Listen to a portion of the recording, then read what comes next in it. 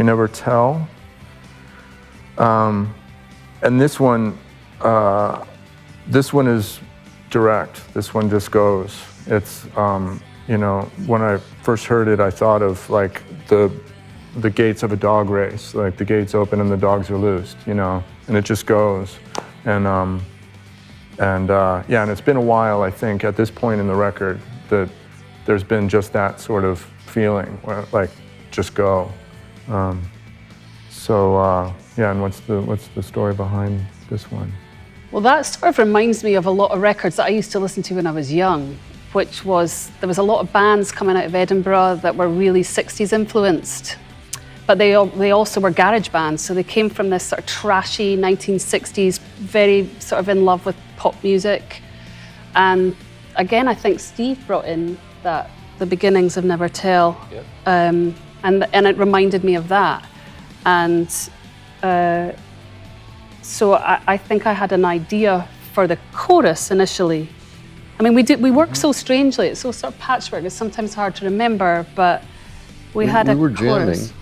Were we? We were all just jamming, playing together, and I think you just sort of came up with that. It didn't seem to me like it was something you had planned out. It was more like you just said it. And I think it was a really long jam.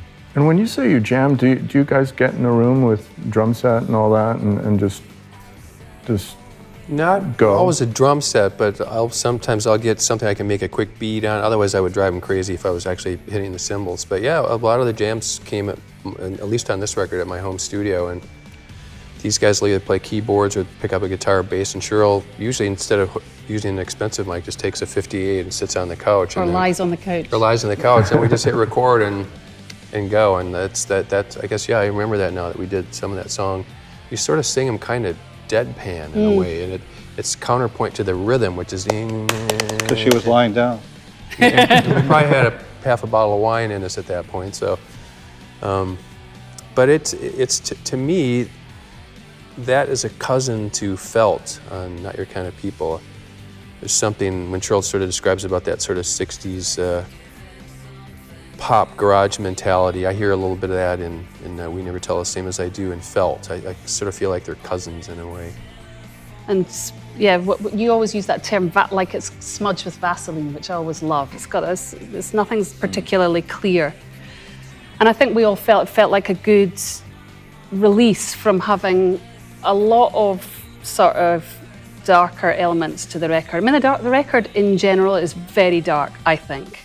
Like, it doesn't make much concession to pretending to be happy and feeling good all the time. It's a dark record about fragility and failures and flaws and sadness and loneliness and all these things that we so rarely talk about in our culture.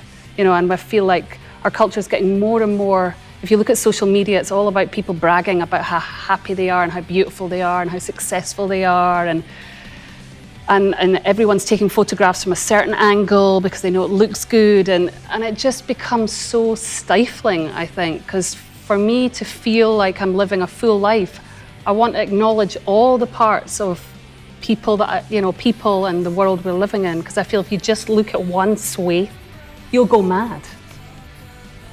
Yeah. Okay then, Yeah, moving on. Have gone slightly mad.